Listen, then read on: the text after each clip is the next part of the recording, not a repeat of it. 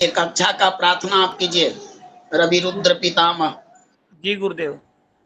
रवि रुद्र पितामह विष्णुनुतं हरिचंदन कुमकुम पंकयुतं मुनिवृंद गजेन्द्र शमानयुतं तव नौमि सरस्वती पदयुगम्।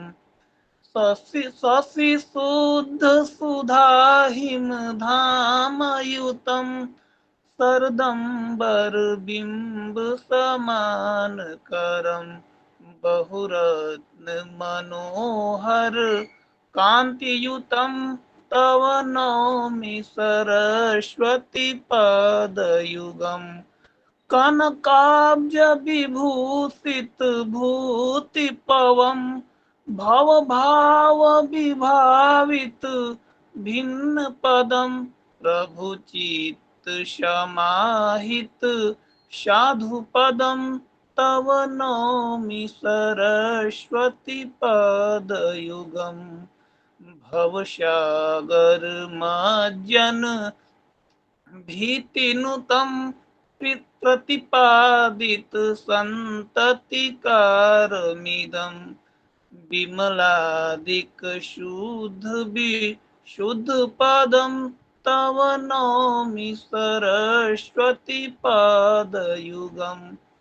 मतिहीन जनाश्रय पारमिदं सकलागम भासित भिन्न पदं परिपूरित विषव मनोक भवं तव नौमि सरस्वती पदयुगम्। परिपूर्ण मनोरथ धाम निधिं परमार्थ विचार विवेक विधिं सुरयोषित सेवित पादतलं तव नौमि सरस्वती पदयुगम्। सुरमौलिमणिद्युति शुभ्रकरं विषयादिमहाभयवर्णहरम् निजकान्ति विलोमित चन्द्रशिवं तव नौमि सरस्वती पदयुगम्। गुणनैककुलस्थितिभीतिपदं गुणगौरवगर्वित सत्यपदं कमलोदर कोमल पादतलं तव नौमि सरस्वती पदयुगम्। तव नौमि सरस्वती पदयुगम्। तव नौमि सरस्वती पदयुगम्। बोलिए श्री शंकर भगवान की जय। सर्वेभ्यो नमो नमः। आवाज आ रही है भगवान? सर भगवान आ रही है गुरुदेव, आ रही है। जितेंद्र जी, सतीश जी, आप कक्षा को नियंत्रित कीजिए। देखिए, एक साथ कई माइक, कुछ लोग एक साथ ही माइक खोल देते हैं, इससे आवाज वॉइस में दिक्कत होता है भगवान, इसकी ध्यान देना आवश्यक है। ग्रुप के सभी मेंबर से कृपया करबद्ध प्रार्थना है, अपना अपना माइक जो है बंद रखें। जिसको यदि कुछ पूछना है या कुछ बोलना है वही लोग अपना माइक चालू करें। चलिए, आज हम आप लोगों के बीच में शायद यहाँ पर कुछ ऐसे भी प्रबंधु होंगे जिन्हें श्रावणी उपाकर्म होता क्या है इसकी पता ज्ञात भी नहीं होगा, है ना? ऐसे लोग, सच्चिदा जी, ऐसे लोग यहाँ पर है ना जिनको पता भी नहीं है कि श्रावणी उपाकर्म होता क्या है। जी गुरु जी। कुछ ऐसे लोग भी हो गए जो श्रावणी उपाकर्म को बारे में थोड़ा ज्यादा या कुछ उनके पास जानकारी भी होगा।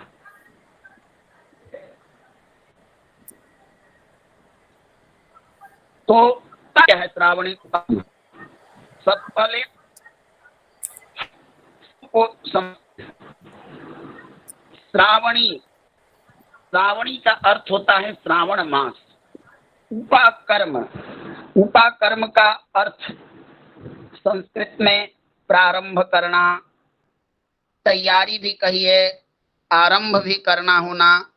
एक पवित्रता के साथ वेदों का पठन आरंभ करना भी उपाकर्म को ही कहा जाता है।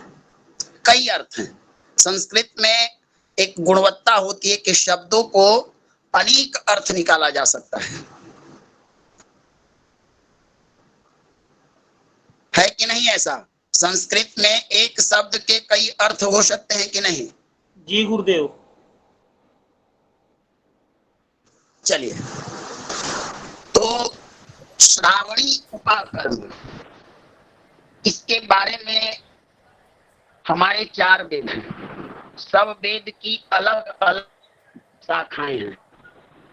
सब शाखाओं के अंतर्गत जो जो लोग आते हैं वे वर्ष में एक दिन अपने वेदों का विधि विधान के अनुसार स्वयं को पवित्र होकर उनका पूजन है। ऐसा नहीं कि प्रतिदिन की भांति कितने जो पवित्र को एक मंत्रवत विधि से तैयार कर कर। कुछ कहना चाहते हैं बीआर जी? भगवान कुछ कहने का प्रयास करे तो बोलिए भगवान।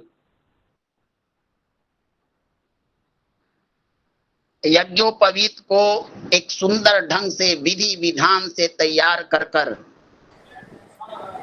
शरीर को शुद्ध करके आत्मा को पवित्र करके वेदों का अध्ययन का प्रारंभ किया जाता है। यही श्रावणी उपाकर्म है। भगवान माइक जितेंद्र जी आप। जी गुरुदेव। किन्हीं का माइक भगवान म्यूट है। ये वही थे गुरुदेव, VR गेमर करके, ये कुछ शेयर कर रहे थे, स्क्रीन पे डिलीट हो गए। तो भगवान बोलिए, आप लोग बोलते चलिए, मैं आगे बढ़ू या ना? चलिए ठीक। श्रावणी उपाकर्म का अर्थ होता है आरंभ करना, तैयार करना, अपने को वेद का ज्ञान प्राप्त करने हेतु सुव्यवस्थित करना। यही उपाकर्म का अर्थ शास्त्रों में बताया गया है। पारास्कर, मैं जो श्रावणी उपाकर्म का विषय बताने वाला हूं वह पारास्कर गृह सूत्र के मत से है। पारास्कर गृह सूत्र माध्यानंदनी यजुर्वेदीय शाखाओं के लिए जो गृह सूत्र है, ऐसे गोभिल है, अन्य जो गृह सूत्र हैं वो अपने अपने शाखाओं अपने अपने वेदों के अनुसार हैं। हम आपको पारास्कर गृह सूत्र के अनुसार बताते हैं इसको कैसे करना चाहिए, इसको करने से क्या फल होता है। चलिए, सर्वप्रथम तो कहा गया कि श्रावणी कर्म किस दिन करना चाहिए। ये तो हम लोगों ने स्पष्टता से जान लिए कि श्रावणी उपाकर्म के द्वारा वर्ष भर में जितने पाप किए जाते हैं, जाने में या अनजाने में, उनकी प्रायश्चित के लिए खासकर उनके लिए यह कर्म है जो प्रतिदिन वेदों का अध्ययन करते हैं, जो गुरु शिष्य परंपरा से प्राप्त विद्याओं को धारण करते हैं, उनके लिए यह विशेषतः कर्म है। वैसे तो यह कर्म हर ब्राह्मण को करना चाहिए। इस दिन ऋषियों की पूजा होती है, क्योंकि हमारे वेदों के जो जिन्होंने वेदों के मंत्रों को अपने तपोबल से देख देख कर उनका संग्रह किया, वे हमारे ऋषि लोग ही हैं। ऋषियों के द्वारा ही हमें वेद मंत्र प्राप्त हुआ है। एक से एक दृष्टा ऋषि हुए, आप लोग देखते होंगे कई वेद मंत्रों के प्रयोग के पूर्व विनियोग में ऋषियों का नाम आता है या नहीं? बोलिए। जी गुरुदेव जी। जी गुरुदेव। तो इसका अर्थ आप लोग को ये समझना है कि जो ऋषि जिस मंत्र को अपने तपोबल के द्वारा देखा, वही उस मंत्र का अधिपत, उसी के द्वारा वह मंत्र निर्मित किया गया। समझ गए? जी तो जी जब हम वेदों का पूजन करते हैं तो ऋषियों का भी पूजन करते हैं। मनुष्य के ऊपर 3 प्रकार के ऋण होते हैं, देव ऋण, पितृ ऋण और ऋषि ऋण। तो मनुष्य देव यज्ञ करके, देव दान करके, पुण्य करके, इस प्रकार से तो देव ऋण से मुक्त हो जाता है। लेकिन पिंडदान करके, गया श्राद्ध करके अपने पितरों का ऋण से भी मुक्त हो जाता है। वेदा अध्ययन करके, बलि विश्वदेव एक कर्म होता है, इनको करके ऋषि ऋण से भी मुक्त हो जाता है। ये जो 3 ऋणों से मुक्त नहीं होता, वह सनातन शास्त्र के अनुसार उसे ऋण से मुक्ति नहीं मिलती है, अर्थात उसे कहीं ना कहीं मोक्ष प्राप्त नहीं होता है। सहमत हैं कि नहीं इस बात से आप लोग? जी गुरुदेव सहमत है। क्योंकि मैं अपने मन की बात नहीं कर, मैं शास्त्र की बातें कह रहा हूँ। जी गरुड़ पुराण भी आप जो लोग गरुड़ पुराण वाचते होंगे वे इसका अवलोकन कर सकते हैं। पितृ ऋण, ऋषि ऋण, गुरु ऋण, 3 ऋण है। भगवान गुरु ऋण, अब ऐसे तो ऋण देखिएगा तो अनंत ऋण है, लेकिन प्रमुखता 3 ही की है, मनुष्य, देव, ऋषि। अरुण जी अपना माइक बंद कर लें। अरुण जी अपना माइक बंद करें। चलिए, तो अब हम लोग, तो जब आप लोग श्रावणी उपाकर्म का बात करें तो उपाकर्म का यही अर्थ है, प्रारंभ करना। विधि विधान पवित्रता के साथ वेदों का अध्ययन करने का कार्य जिस दिन प्रारंभ किया जाए वही श्रावणी उपाकर्म है। समझ गया? जी गुरुदेव। हमारे इतने ऋषि मुनि दिव्य दृष्टि वाले थे, इतने सूक्ष्म दृष्टि से, आज इस कलयुग में वेदज्ञों की कमी नहीं है, गली गली में वेदज्ञ बने हुए हैं। लेकिन वेद का अध्ययन, वेद का पठन कितना कठिन है, इसका प्रमाण बृहत दृष्टांत प्रदीपिनी नामक एक ग्रंथ में भरद्वाज ऋषि का आता है। 7 जन्म लेना पड़ा था उनको संपूर्ण वेदों का ज्ञान प्राप्त करने के लिए, लेकिन अंत में कहना पड़ा अनंता वही वेदा, कि वेद अनंत हैं, इनके ज्ञान को ईश्वर के सिवा, ब्रह्म के सिवा कोई नहीं जान सकता। और आजकल हम लोग थोड़ा सा रुद्राष्टाध्यायी का मंत्र पढ़ लेते हैं और बाँचने लगते हैं, तो लगते हैं कि वेदज्ञ व्यक्ति उसे कहा जाता है जो मंत्र जानता है, उसे मंत्रज्ञ कहा जाता है, मंत्र ज्ञाता। भले ही उसने यजुर्वेद संहिता का जितना भी मंत्र है पढ़ लिया, लेकिन वो वेदज्ञ नहीं हो सकता। वेदज्ञ उसे कहा जाता है जो ब्रह्म ज्ञानी है, जो ब्रह्म ज्ञानी है। मंत्र ज्ञाता कभी ब्रह्म ज्ञानी नहीं हो सकता, लेकिन ब्रह्म ज्ञानी है जो मंत्रों का सार तत्व बता सकता है। हमारे वेद मंत्र ना तो प्रपंच में पड़े हुए हैं, न तो काम्य कर्मों का निरंतर ब्रह्म की गाथा गाते हैं वो क्योंकि वेद मंत्र जो हैं वो भगवान ब्रह्म के श्वास से उनकी उत्पत्ति हुई है। जाकी सहज श्वास अतिचारी है ना मानस में। जी मानस, हाँ, बोलिए, मैं गलत कर रहा हूं तो उसको आप काट सकते हैं, ऐसा कुछ नहीं है।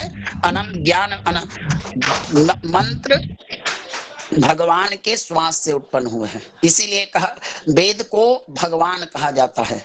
वेद मंत्र आप लोग का स्पष्ट हो गया। फिर उसको बचाने के लिए ऋषि मुनियों ने उदात्त, स्वरित, अनुदात, एक स्वर, हस्त स्वर की प्रक्रियाएं लाई। फिर उसके बाद छंदों को भी देखना है। सिर्फ मंत्र स्वर के द्वारा शुद्ध वेद पठन नहीं हो सकता है। उसके लिए जो गायत्री, त्रिष्टुप, जगत्य, अनुष्टुप, पंक्त्या सह, ये जो छंद बताए गए हैं, हमारे सारे वेद मंत्र छंदबद्ध हैं, क्योंकि छंद भी वेद पुरुष का एक अंग है। वेदों के पठन के लिए व्याकरण का ज्ञान अति उत्तम होना है। बिना व्याकरण के आप वेद मंत्र शुद्ध नहीं पढ़ सकते, क्योंकि विराट पुरुष का, वेद पुरुष का मुख्य व्याकरण है। इतनी कठिनता है वेद मंत्रों के पढ़ने में, और थोड़ा सा लोग पढ़ लेते हैं, 2-4 श्लोक, 10 श्लोक पढ़ लेते हैं और अपना को वेदज्ञ नहीं समझना चाहिए, क्योंकि वेदज्ञ उसे कहते हैं जो ब्रह्म ज्ञानी होता है, जो वेदों का ज्ञाता हो सकता है। हम मंत्रों को जानते हैं, पुस्तकों से देखकर मंत्रों का मंत्र जान गए, उसका प्रयोग जानना, फिर उस मंत्रों के द्वारा जो प्रयोग किया। अच्छा, मंत्र भी किस पर सफल होते हैं, किसके द्वारा प्रयोग किए जाने पर? एक मिनट भगवान, एक मिनट गोविंद जी। उनके द्वारा जो संस्कारी हो, जो संध्या वंदन करते हो, ऐसे लोगों के द्वारा जो मंत्र प्रयोग होता है वही सफल होता है। तो इन्हीं सब चीजों को, एक मिनट भगवान। गुरु जी, एक सेकंड गुरु जी। गोविंद जोशी जी, हाँ सर। हेलो भगवान गोविंद थोड़ा जोशी सा जी, आपका कुछ बोलना है आपको? नहीं सर, मैं सुन रहा हूँ। तो सुन रहे हैं तो माइक क्यों ऑन कर रखे हैं भगवान? आपके माइक ऑन करने से आवाज खड़खड़ा रही है। इसी तरह से रक्षा हेतु और ब्राह्मणों के संस्कार के तेज पुंज को गुरुजी एक प्रश्न था। और जागृत करने हेतु। बोलिए अनुराग जी। गुरुजी, एक हमारे यजमान है, उनने अभी एक घर लिया है, पर उनको मतलब बहुत अर्जेंट में गृह प्रवेश कराना है, तो कैसा, क्या आप लोग का क्या? अनुराग जी, ये प्रश्न यहाँ का नहीं है भगवान। अगर इस प्रश्न पर अभी चर्चा किया जाएगा तो विषय विषयांतर हो जाएगा। अगर कहिए तो मैं विषय फिर, चूंकि ये श्रावणी उपाकर्म का विषय है, और ऐसे भी मैं आपको चालू रखिए गुरु जी, चालू रख, क्षमा चाहेंगे ना, क्षमा चाहेंगे ना। नहीं, अनुराग जी, आवश्यकता अगर अधिक हो तो आप वास्तु शांति करके उस घर में रह सकते हैं, लेकिन नूतन गृह प्रवेश का मुहूर्त जब सूर्य मकर राशि में प्रवेश करेंगे तभी होगा। ठीक है ना भगवान?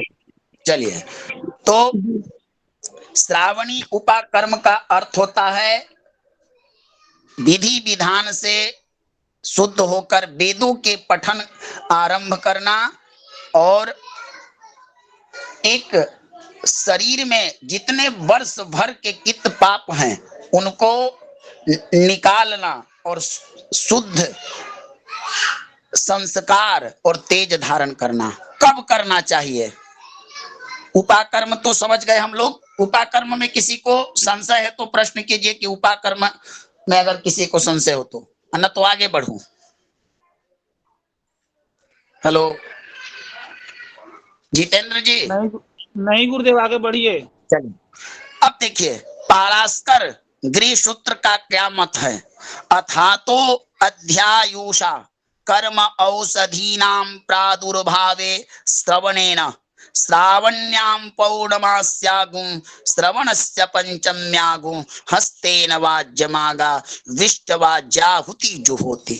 अब पंचांगों में देखिएगा कि लिखा होता है कि श्रावणी, इसके लिए तिथि और नक्षत्र का योग होता है, उसी दिन श्रावणी कर्म होता है।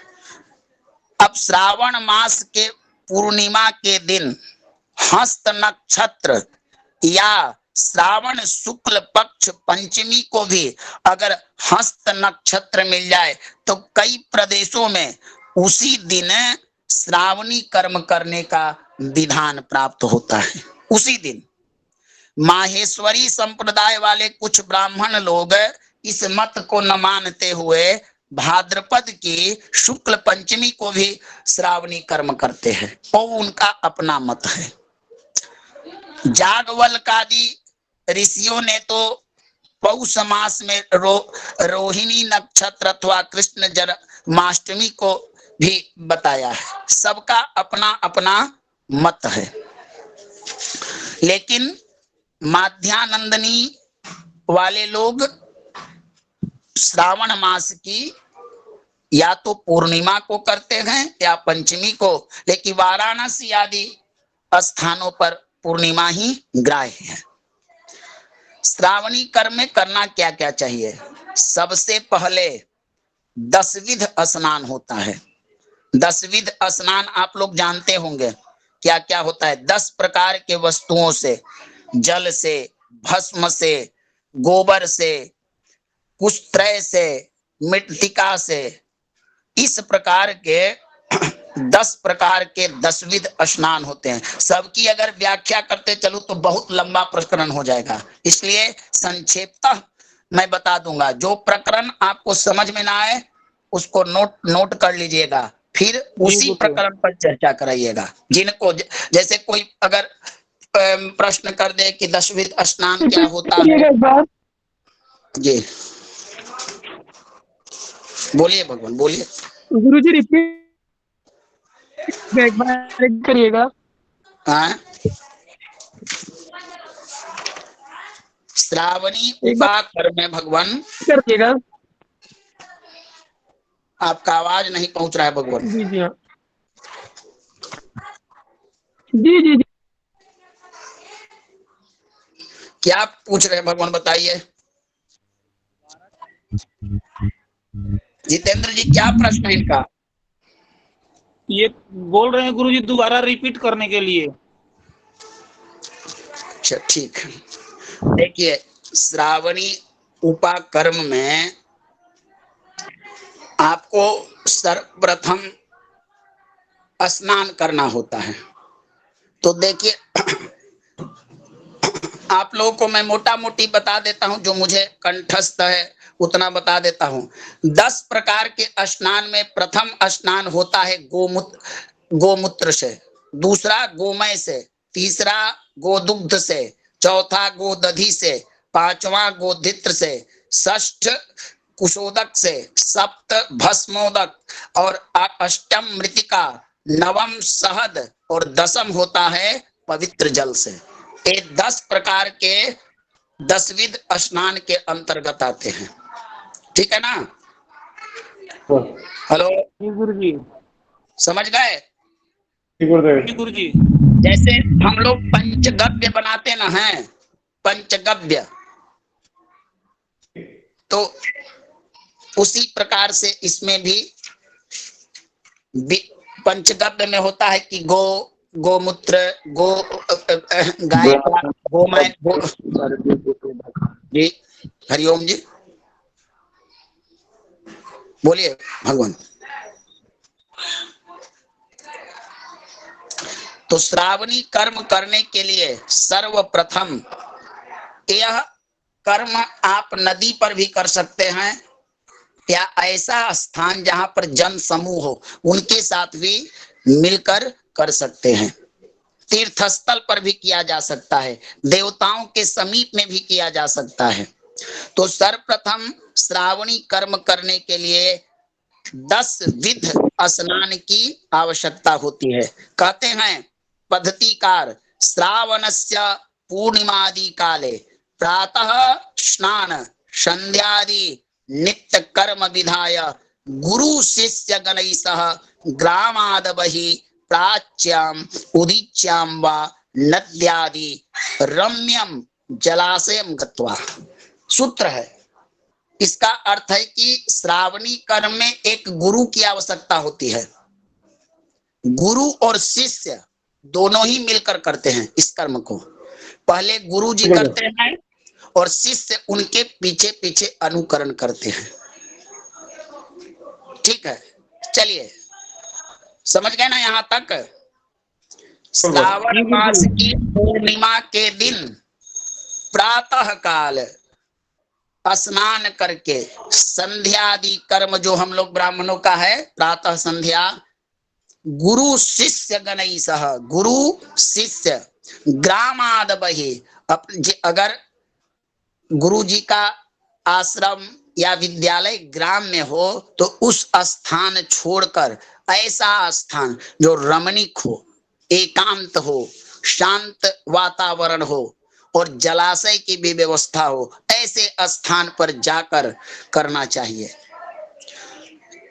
या तो इसके लिए दो प्रकार की दिशाएं ग्राह्य हैं, या तो प्राच्य दिशा यानी पूर्व, या उदिच्य यानी उत्तर की दिशा में। अब क्या करना है कि वहां जाना है और गुरु जी से आज्ञा लेना है कि कर्म को प्रारंभ करो। गुरु जी आज्ञा दिए तो सबसे पहले मृदमात्रम गोमयम पुष्पम कुशान तिलक्षतान सुरभीनि पुष्पानि दुर्वा कुरपा मार्ग योगोपवितादि सर्वा श्रावणी सामग्री संपाद। इस पूजा के लिए आपको कुछ पूजन की सामग्री चाहिए, अच्छे अच्छे ऋतु काल के पुष्प चाहिए, दुर्वा, अपामार्ग जिसे हम लोग देहात की भाषा में चिरचिरा भी कहते हैं, वो भी चाहिए। 10 प्रकार के स्नान करने हेतु ये सब गोमय, गोमूत्र, गोदधि, पयः, भस्म, शहद, कुशोदक, ये सब सामग्रियों को एकत्रित कर लेना है। फिर नया निर्मित विधिवत शास्त्रोक्त नियम से निर्मित यज्ञोपवीत की व्यवस्था करनी है। उसके बाद तिल, अक्षत, जौ, ये सब भी सामग्रियां चाहिए। और एक ऐसा पीठ चाहिए, जी पीठ का अर्थ आप लोग समझते होंगे, लकड़ी का जो चौकी पर हम लोग वेदिका स्थापना करते ना हैं। जी गुरु जी। ग्रह पीठ, वास्तु पीठ, इस तरह से संबोधन करते हैं। जी गुरु जी, जी गुरु जी। अच्छा, उसको काष्ठ का पीढ़ा भी लोग बोलते हैं, चौकी भी बोलते हैं। तो जो सुविधा हो लेकिन थोड़ा लंबा होना चाहिए, ठीक है ना। जी गुरु जी। तो हाँ, इस प्रकार एक पीठ चाहिए। ऋषि स्थापनार्थम पीठम। आप लोग जो लोग कर्मकांडी हैं, वो भाद्रपद मास में एक व्रत होता है स्त्रियों का पाप के क्षयार्थ, ऋषि पंचमी नामक व्रत, ऋषि पंचमी। उसमें भी सप्त ऋषियों अरुंधति सहित अत्रि आदि सप्त ऋषियों की पूजा होती है कि नहीं? जी गुरु जी। यहाँ भी उसी तरह से ऋषियों का आवाहन स्थापन होता है। तो ऋषि की पूजा हेतु श्वेत वस्त्रादिक एक लेना चाहिए, गंध, पुष्प, पूजन की सामग्री सब चाहिए। उसके बाद आपको सामग्रियों को एकत्रित करके, मन को पवित्र करके, अपने अंतःकरण को ईश्वर के समर्पित करके कार्य के आरंभ हेतु सर्वप्रथम एक बृहद हेमाद्री नाम का एक ग्रंथ है। हेमाद्री ऐसा एक ग्रंथ है जिसमें समस्त ग्रंथों का, जितने भी ग्रंथ अलग अलग प्राप्त होते हैं, सब हेमाद्री समुद्र है।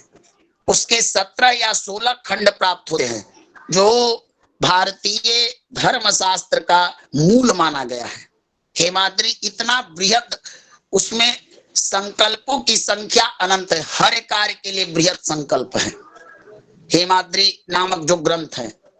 तो श्रावणी कर्म जितने भी आचार्य कराते हैं, चाहे साउथ दक्षिण भारत के हो, उत्तर भारत के हो, पूर्व के हो या पश्चिम के, वह संकल्प में हेमाद्री कृति ही संकल्प लेते हैं, दूसरा कोई संकल्प नहीं लेते। तो यहाँ पर सब तैयारी कर लेनी है पूजन की। अगर विधिवत पूजा करानी हो तो आप षोडश मातृका, सप्तधित मातृका, नवग्रह का पीठ, सर्वतो भद्र मंडल, भगवान विष्णु की पूजा आदि भी कर सकते हैं। अग्नि की स्थापना हेतु एक सुंदर सा कुंड भी बना सकते हैं। फिर पंचभू संस्कार करने के लिए आपको प्रोक्षणी, प्रणीता, अरणी, अग्नि के मंथन करने हेतु ये सब क्रियाएं आपको व्यवस्था करनी पड़ती है। विद्वान आचार्यों के सानिध्यता में और अपने गुरु के सानिध्यता में इस कर्म को किया जाता है। तो सर्वप्रथम 10 विध स्नान करके एक सुंदर सा वस्त्र धारण करना चाहिए। 10 विध स्नान का भी संकल्प होता है। वहां पर थोड़ा थोड़ा मैं बता देता हूं। संकल्प होता है कि अधितानामध्य इस्यमानानाम चाध्यानाम स्थापन विच्छेद क्रोश घोषेन दंत विभृति दुर्विदित उच्चरित वर्णानाम पूर्व सवर्णानाम गलोपलंबित। मैंने किसी को असत्य बोल दिया, किसी से कुछ कर लिया है, सरलता से हिंदी की भाषा में समझिए। जो भी पाप हैं, जो भी आपके द्वारा पाप 2 प्रकार से होते हैं। एक जानकर किया जाता है, इसे ज्ञात पाप कहते हैं, इसका दोष सर्वाधिक लगता है। एक अज्ञात पाप होता है जो बिना अनजाने में हो जाता है। जैसे कोई व्यक्ति किसी को जाकर जानकर अगर किसी को कष्ट दे तो वह ज्ञात पाप है। और पता नहीं है हमको, मान लीजिए कि आपका पैर के नीचे कोई जंतु, जीव, कीट, पतंग जता हुआ है। आप पूजन करने जाते हैं मंदिर, घर में, वहां पर चींटियां होती है। आप पूजा कर रहे हैं, पुष्प भगवान का उतार रहे हैं, चंदन घिस रहे हैं, या किसी भी प्रकार से चींटियां दब के मर जाए, आपको पता नहीं है, ये भी पाप ही है, लेकिन ये अज्ञात पाप है। ऐसा होता है कि नहीं? जी गुरुदेव। बोलिए, और लोग बोलिए, 2 ही लोग बोल रहे हैं। होता है ऐसा कि नहीं? जी गुरुदेव। तो जो प्रतिदिन मनुष्य पाप करता है, प्रतिदिन, वो पाप मिटता नहीं है। वो पाप एक घड़े में जाकर संग्रहित हो जाता है। धीरे धीरे जब घड़ा भरता है तो फूटता है, तो मनुष्य का विनाश हो जाता है। जब तक आपके पास पुण्य है, ज्योतिषी या जो ललाट विद्या वाले, हस्त विद्या वाले हैं, आप स्वयं देखिए, इन विद्याओं से अलग हटकर जिस मनुष्य का समय अच्छा चल रहा हो, परिवार में एकता हो, कोई किसी प्रकार का घर में रोग ना हो, मान सम्मान, धन का आगमन, पुत्र आज्ञाकारी हो, पत्नी भी धर्माचरणी हो, ऐसे लोगों का पुण्य उदय होता है। उस समय उनका जो काल चक्र चलता है वो अच्छे कर्मों का काल चक्र चलता है। अब इसी को पलट दीजिए।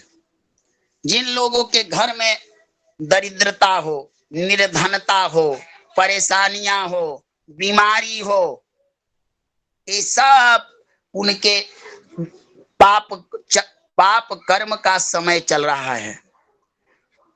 ग्रहाधीनम जगत सर्वम ग्रह रूपी जनार्दन। ग्रह कर्म फल प्रदा। ये जो हमारे ऋषियों के द्वारा बनाए गए नवग्रह हैं, ये जन्म पत्रिका के 12 जो खाने बनाए गए हैं, इसमें मनुष्य का पूर्वार्जित कर्मों के आधार पर ही ग्रह जाकर बैठते हैं। किसी के एक ही परिवार में कई लोगों की कुंडलियां देखिए तो किसी के कुंडली में राजयोग है, किसी की कुंडली में दुख है, किसी की कुंडली में गुरु उच्च के होते हैं तो किसी की कुंडली में नीच के। ये क्या है?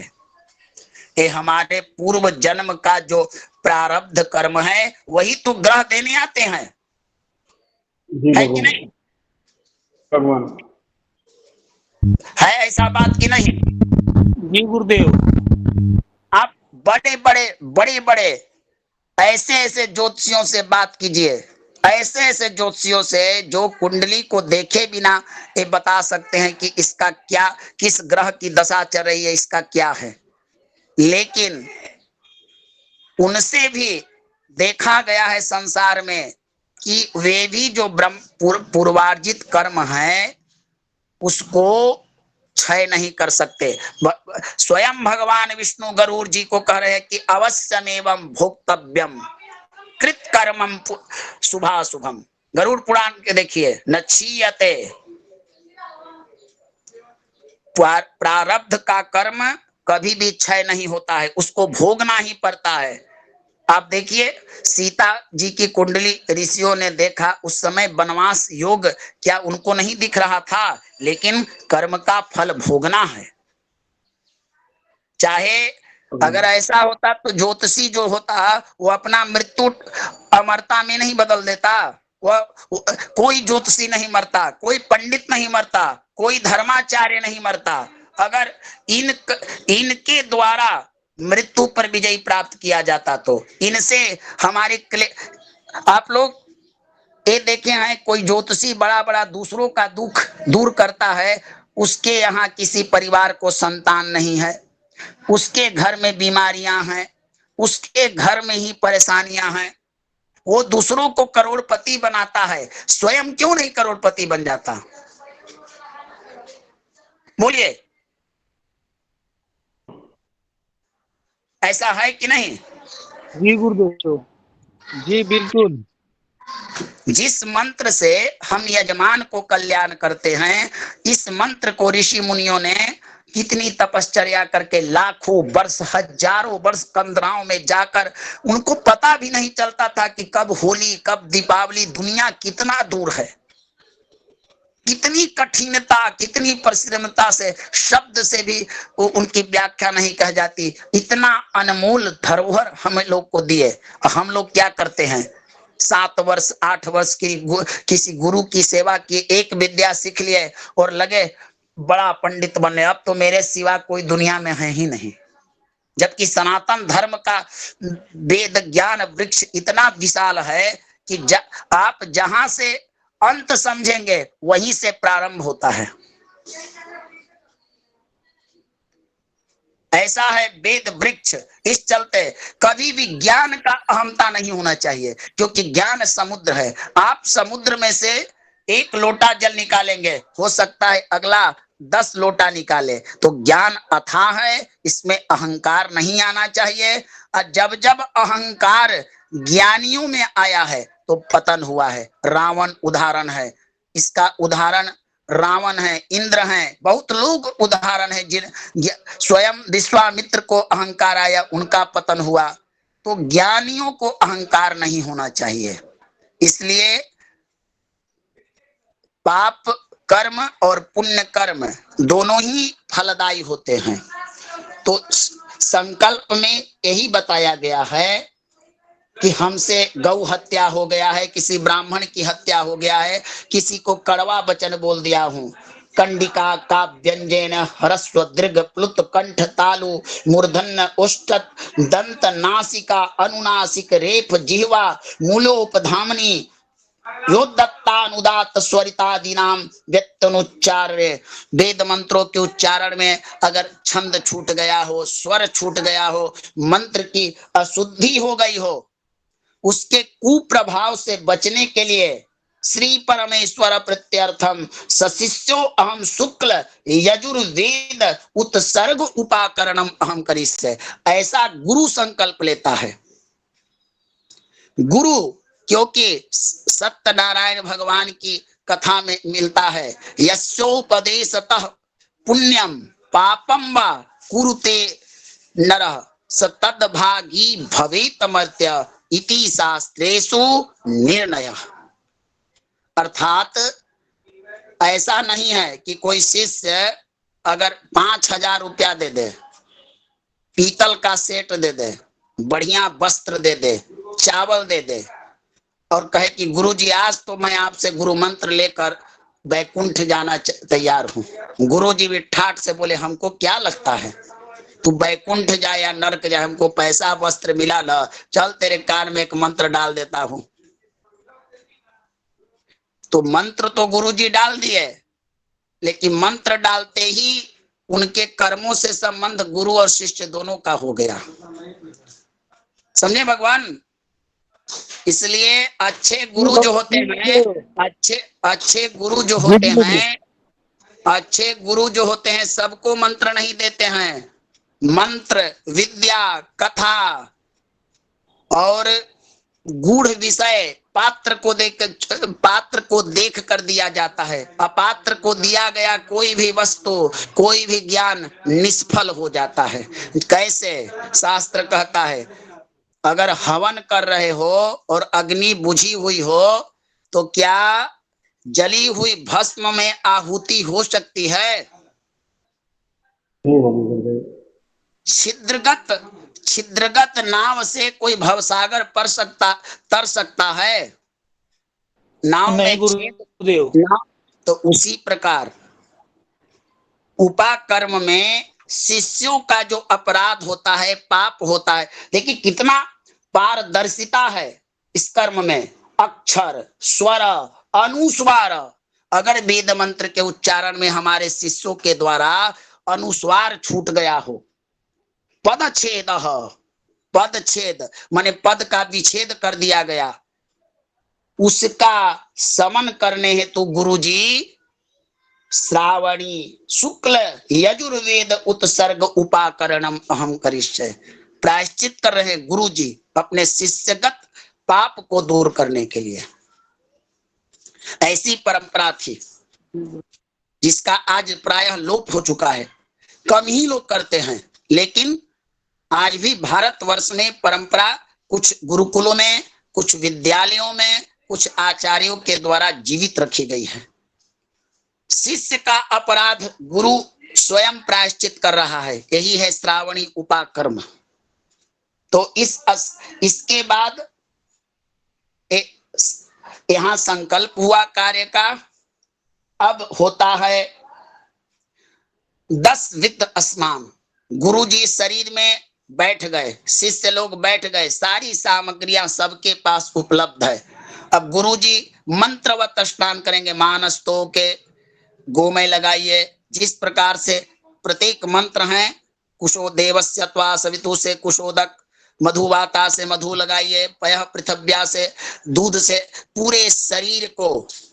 उस समय सिर्फ लंगोटी पहनकर बैठना चाहिए, पूरा शरीर, गुप्तांगों को छोड़कर सारा अंग दिखना चाहिए, क्योंकि पूरे अंग में शरीर का में गोबर, मृतिका, मधु, भस्म सब लेप कर स्नान करना होता है। इस यहाँ स्नान प्रारंभ हुआ। अब गुरु शिष्य दोनों मिलकर स्नान के बाद एक विनियोग होता है। स्नान करने के लिए जिस तालाब में जाते हैं, उस तालाब के जो देवता वरुण देवता हैं, उनकी पूजा होती है। शास्त्र में गुरु शिष्य से आज्ञा लेता है, नमो अस्तु देव देवाय सिति कंठाय वेद से रुद्राय चापहस्ताय दंडिने चक्रिणे नमः सरस्वती च गायत्री वेद माता गरीयसी सन्निधात्री भवत्वं च सर्व पाप प्रणाशनी यद्वा सागर निर्घोष दंड हस्त सुरांतकः जगत त्रष्ट जगत मित्र नमामि त्वाम सुरांतकः। इस प्रकार से समस्त देवताओं का स्मरण होता है। भगवान महादेव का स्मरण करना है, भगवान गायत्री माता गायत्री की स्मरण करना है, सरस्वती की, महाकाली की, भैरव बाबा का तीक्ष्ण दृष्टम महाकाय कल्पांत दहनोपम भैरवाय नमस्तुभ्यम अनुज्ञाम दातुं महर्षि नमामि गंगे तव पाद पंकजम सुरासुरैर वंदित दिव्य रूपम भुक्तिम च मुक्तिम च ददामि नित्यं भावानुसारेण जगतस्य नराणाम। इस प्रकार से समस्त देवताओं का अभिमंत्रण के बाद उत्तिष्ठन्तु महाभूता ए भूता भूमिवासिनः भूतानाम विरोधे न स्नान कर्म। जितने पंच महाभूत है उनका स्मरण करना है। जो भूत प्रेत पिशाच आदि हैं, जिस स्थान पर हम लोग स्नान करने जा रहे हैं, आप अगर यहाँ पर हैं तो यहाँ से चले जाइए। इस प्रकार से उनका भी स्मरण। हम लोग पूजा कराते हैं तो पीली सरसों के द्वारा एक मंत्र बोलकर घर में दिग्रक्षण करते हैं। छोटा पूजा में अपसर्पन्तु ते भूता ए भूता भूतले स्थिता ते भूता विघ्न कर्तारस्ते नश्यन्तु शिवा गया। हे भूत प्रेत पिशाचादि क्रूर देवता, आप इस स्थान को छोड़कर चले जाइए। मैं भगवान भैरव और शिव की आज्ञा से यहाँ पर शांति कर्म करना चाहता हूं, है ना? ऐसा मंत्र है कि नहीं? नश्यन्तु शिवा गया, भगवान शिव की आज्ञा से। और भूत प्रेतों के स्वामी भगवान महादेव हैं। जब महादेव का नाम आता है तो भूत प्रेत ऐसे ही चले जाते हैं। जिस प्रकार हमारे तंत्र में हमारे एक सावर मंत्र आता है जो स्वयं सिद्ध मंत्र होता है। प्राचीन काल में सर्प विद्या वाले लोग क्या करते थे? मंत्रों को संख्या में सिद्ध कर लेते थे। जब वे मंत्र प्रयोग होते थे तो मंत्र का फल ध्वनि से प्राप्त होता है। मननात् जायते इति मंत्र। जो मन में मनन करने से जिसकी गति बढ़ती हो और जिसकी ध्वनि का प्रभाव होता है, तो सर्प लोग आकर्षित हो जाते थे। उसी प्रकार इन मंत्रों से भूत प्रेत पिशाच आदि को भी आकर्षित हो जाते हैं। मंत्राधीनम देवा सर्वे, मंत्र के अधीनस्थ होते हैं। ते देवा ब्राह्मणाधि ते मंत्रा ब्राह्मणाधीनम, मंत्र के अधीनस्थ देवता और मंत्र ब्राह्मण के अधीन होता है। ब्राह्मण के मुख से अगर मंत्र उच्चारण होगा तभी देवताओं की पूजा होगी, है ना? ऐसा विधान बोलिए। जी गुरुदेव। चलिए, तो यहाँ पर भूत प्रेत पिशाच आदि की भी, चूंकि ये कर्म वैदिक कर्म है। अब कोई भी शुभ कर्म करने चलिएगा वैदिक, तो प्राचीन काल से ही राक्षस लोग, कुछ लालची लोग उसको विध्वंस करने आते हैं। इसलिए वेदों में वैदिक यज्ञ, वैदिक कर्म प्रारंभ के पूर्व ही रक्षा कवच तैयार किया जाता है। जैसे कि आप लोग कोई भी पूजा करते होंगे तो भद्र सूक्त करने के बाद करन्यास होता है। षडंग न्यास आदि जो करते हैं हम लोग, करते ना हैं? दुर्गा सप्तशती का मंत्र जब आप करते हैं तो अपने शरीर का न्यास करते हैं कि नहीं? दुर्गा नवार्ण मंत्र के द्वारा, दुर्गा सप्तशती के श्लोकों के द्वारा करते हैं कि नहीं? जी जी। तो रक्षार्थ किया जाता है। तो यहाँ पर समस्त भूत प्रेत आदि का भी आवाहन किया गया है। उसके बाद तीर्थों का आवाहन किया गया। वरुण देवता त्वम राजा सर्व तीर्थानाम तमेव जगतः पिता याचितम देहि में तीर्थराज नमस्तुते। समस्त तीर्थों को जिस स्थान पर आप कर रहे हैं आवाहन किया जाता है। जल के देवता का, भूमि माता का आवाहन किया जाता है। फिर दोनों हाथ से सभी लोग नदी में उतरकर पूर्वाभिमुख होकर अंजलि में जल लेकर वरुण को सबसे पहले जल देते हैं।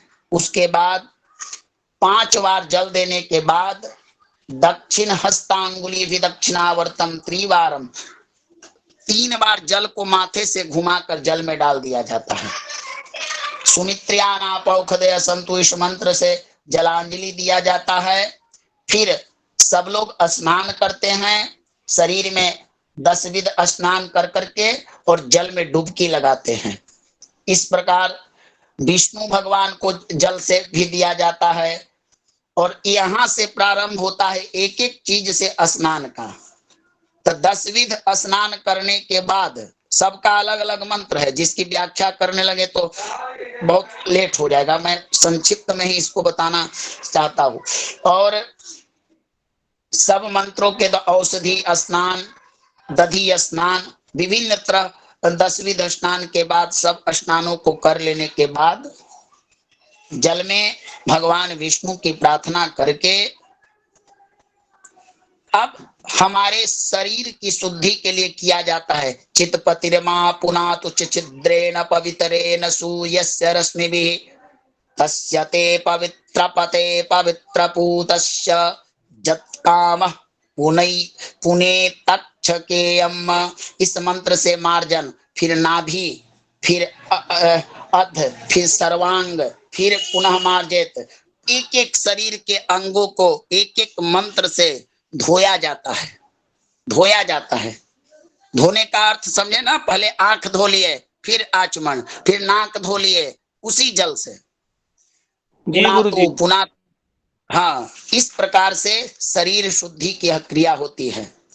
फिर अब इतना कर लेने के बाद अपामार्ग, अपामार्ग से अपाघम किलेबिखम अपकृत्याम पोरपः अपामार्गस्त्वम् अस्मत्पदु गुमशुभ। चिरचिरा जिसे देहात की भाषा में कहते हैं, उसके द्वारा शरीर का मार्जन किया जाता है। फिर दुर्वा के द्वारा मार्जन किया जाता है, पुनः कुशा के द्वारा मार्जन किया जाता है। इतना कर लेने के बाद अब आता है विधि तर्पण का। तो पूर्वाभिमुख होकर 3 कुश के आसन लगाए जाते हैं और वहां पर जल में ही करना है तर्पण। चूंकि देखिए, देव ऋषि मुनि तर्पण जो किया जाता है वो जल में ही किया जाता है। जल के अभाव में लोग क्या करते हैं कि कठौती वगैरह में रख के आसन देकर घर में तर्पण करते हैं, लेकिन तर्पण मुख्य जलाशय में ही किया जाता है। प्राचीन काल में ऋषि लोग नदी आदि पर ही जाते थे स्नान करने, वहीं जाकर तर्पण किया करते थे। ऐसी पर नियम व्यवस्था है, लेकिन समयानुसार लोग अब घर में भी करते हैं, नदी में भी करते हैं। तो यहाँ स्नान का तर्पण जो है वह जल के लिए है। तो प्रथम इस तर्पण के भी 3 होते हैं। एक होता है देव तर्पण, एक ऋषि तर्पण और एक पितृ तर्पण। 3 प्रकार के तर्पण होते हैं। तो तर्पण का प्रारंभ जो होता है वो देवताओं से होता है। ब्रह्मादयो देवास्त्रिप्यंताम भूदेवास्त्रिप्यंताम भुवद्देवा। कितनी उदात्त भावना है। हम लोग जल देते हैं किनको? ब्रह्मा जी को, वो तृप्त हो, भूमि के देवता तृप्त हो, भूव देवता तृप्त हो, स्व देवता तृप्त, सप्त लोक के जो भूर्भुव स्व जो व्याहृति लगा हुआ है, एक एक लोक के देवता हैं। तो इसके बाद ऋषि तर्पण, ओमकार पूर्वकम ऋषिभ्यो 2-2 अंजलि देना है। सनकादि ऋषयः तृप्यंताम भू ऋषयः तृप्यंताम। यह तर्पण अन्य तर्पण की अपेक्षा थोड़ा यह दूसरे प्रकार का होता है। इसमें प्रत्येक मंत्र में ओमकार लगाना है। वहां होता है ओम ब्रह्मा तृप्यंताम, ओम विष्णु तृप्यंताम, इस प्रकार से यहाँ है। ओम भुवः ऋषयः तृप्यंताम, इस प्रकार से है। पितृ तर्पण दक्षिण में है, अपसव्य होकर जनेऊ को दाहिने कंधे में कर किया जाता है। ऋषि तर्पण माला, जनेऊ को माला आकार कर किया जाता है। यक्षम तर्पण, तीर्थ में यक्षम तर्पण होता है। उसमें क्या करना है कि तीर्थ के तट पर तिल मिश्रित जलांजलि देकर उसे छोड़ दिया जाता है। शिखोदक त्याग, या यक्षम तर्पण के बाद अपने शिखा को जल में धोना है, उसके जल को गाड़ना है, जिसे वस्त्र निष्पीडन करते हैं, उसी पार यहाँ शिखोदक होता है। तर्पण में जो लोग कर्मकांडी होंगे मेरी भाषा को समझ रहे होंगे। उसके बाद इतना कर लेने के बाद अब गुरु शिष्य बाहर आते हैं। शरीर को अच्छे वस्त्र से पोंछ लेना है। श्वेत धौतवासी परिधाय भस्मादिधा, और जो अपनी परंपरागत अनुसार जो तिलक आदि है उसको धारण कर लेना है। ततो दर्भासन दौ प्रांग मुख मुखा वाविश। अब कुशासनी बिछाकर यथावत स्थान पर सब लोग बैठ जाएंगे। भस्म गोपी चंदनादि धृत्वा पवित्र पाणिराचम्य मध्याह्न संध्याम कुर्यात्। यह कर्म इतने देरी तक चलना है कि हमारा मध्याह्न आ जाए। तो जब मध्याह्न का समय आ जाएगा तो उस समय ऋषियों के पूजन का समय होता है संध्या वंदन का। तो अब यहाँ मध्याह्न संदन भी करना है। मध्याह्न में भगवान सूर्य की उपासना होती है। उस समय भी भगवान सूर्य के वहां पर पूजा संध्या का प्रकरण गायत्री विधि से कर लेना है। ततो ब्रह्म यज्ञम देव ऋषि मुनि पितृतर्पणम तर्पणम। फिर यहाँ पर देवताओं मनुष्य का जो संक्षिप्त तर्पण है, ऋषि पूजन है, ये सब कार्य कर लेने हैं। अरुंधति सहित याज्ञवल्क्य सहित सप्त ऋषि पूजन। एक स्वस्थ एक श्वेत पीठ पर श्वेत वस्त्र बिछा दीजिए, एक अष्टदल कमल बना दीजिए, या तो 8 पूंगी फल सुपारी अष्ट दिशाओं में रख दीजिए और एक बीच में, और बीच की जो सुपारी होगी वह अरुंधति की होगी। वहां से प्रारंभ करिए। एक एक ऋषियों का नाम गौतम, भरद्वाज, विश्वामित्र, जमदग्नि, वशिष्ठ, कश्यपात्रय, एते सप्त ऋषि। ये 7 ऋषि हैं, इनकी पूजा होगी। और सब लोगों को पंचोपचार यथोपचार पूजन करना है। फिर गायत्री मंत्र का पठन करना है। फिर यज्ञोपवीत आदि इस प्रकार से उनका पूजन करना है। वहीं पर बैठकर ऋषि पूजन के अंतर्गत ही कुछ ब्राह्मण लोग रुद्रा अष्टाध्यायी का 8वां अध्याय और 9वां अध्याय का पाठ करेंगे। वाजश्च मे इति शांताध्यायम पठित्वा। पुनः आचमन करके संकल्प करके श्री परमेश्वर प्रीत्यर्थम पूर्व में संकल्प कर लेना है। अपना गोत्र, नाम, समय, कौन सा संवत चल रहा है, कौन सा ऋतु चल रहा है, विधिवत संकल्प पूर्व में जो किए थे उसी को कर लेना है। फिर अध्यायो उत्सर्गो कर्मार्थम विष्णु पूजन पूर्वकम अरुण धति याज्ञवल्क्य सहिता नाम सप्त ऋषिमावाहनम प्रतिष्ठा पूजनम अहम करिष्ये।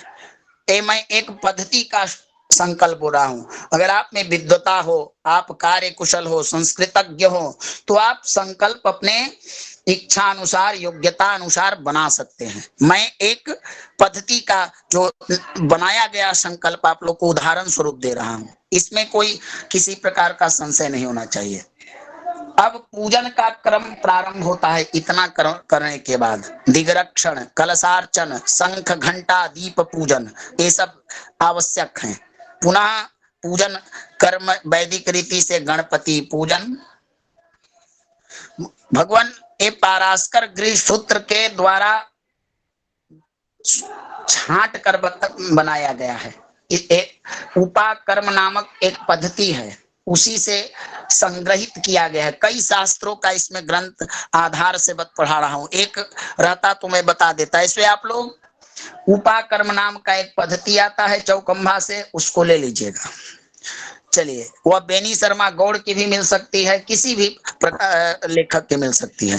तो गणपति पूजन, कलश स्थापन, मातृकाओं का पूजन, इस प्रकार भगवान विष्णु का। हाँ बोलिए, वो कौन पद्धति बताए? उपाकर्म, श्रावणी उपाकर्म पद्धति। एक सेकंड बोलिए, उपाकर्म पद्धति।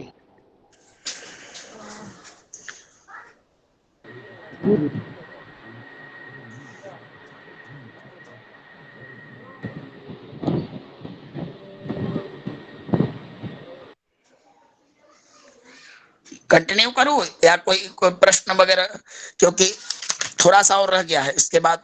नहीं गुरु, चालू करता। हाँ चलिए, कंटिन्यू तो कीजिए।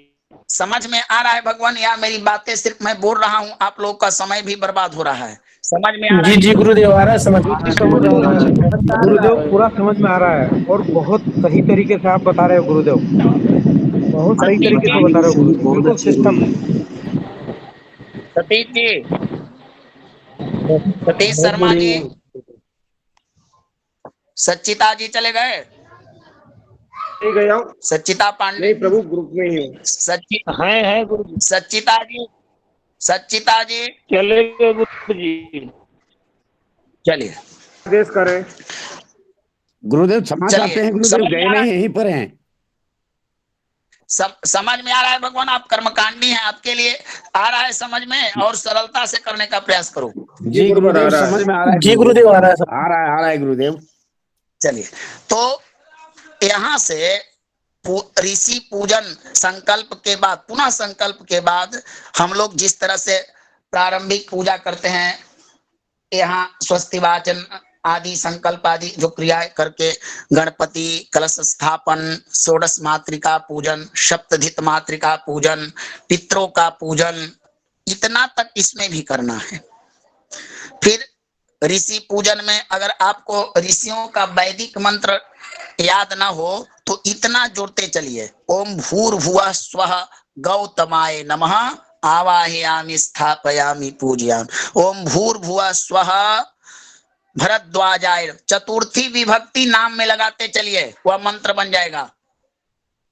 एक बात याद कीजिए, एक बात याद कीजिए, देवताओं के अगर वेद मंत्र ना आता हो तो शर्मिंदा होने की आवश्यकता नहीं है। किसी को अगर वेद मंत्र ना आता हो और भगवान की पूजा श्रद्धा भक्ति भाव से करानी हो तो कोई बात नहीं है कि आपका कर्मकांड अशुद्ध हो जाएगा या सफल नहीं होगा। आप सिर्फ देवताओं के नाम लगाते चलिए। एक मंत्र बनाने की विधा है, मैं बता देता हूं। आप किसी भी देवता के नाम के आगे ओम भूर भुवः स्वः इतना लगा लीजिए और नाम उसका बोल, कुबेराय नमः, गणेशाय नमः, दुर्गाय नमः, महालक्ष्मी नमः, सरस्वत्यै नमः, एक मंत्र बन गया।